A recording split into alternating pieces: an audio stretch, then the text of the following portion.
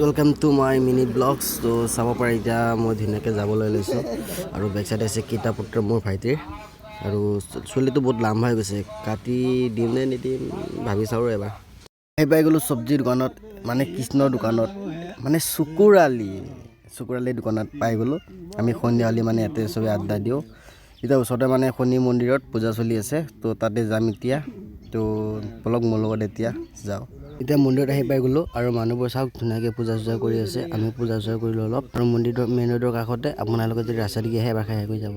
আৰু অলপমান ভিতৰত আহি চালোঁ ইয়াত কি চলি আছে, বোলো ইয়াত খিচিৰি হৈ আছে।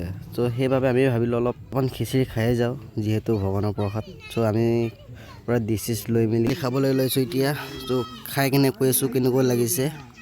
ত' সঁচাই ভাল লাগিছে খিচিৰিখিনি খাই। আৰু এনেকুৱাই আছিলে মোৰ মিনি ব্লগটো। আহি গ'লোঁ চব্জিৰ দোকানত। যদি মিনি ব্লগটো ভাল লাগিলে মোৰ চেনেলটো যদি নতুনকৈ আহিছে প্লিজ ছাবস্ক্ৰাইব কৰি থৈ যাব।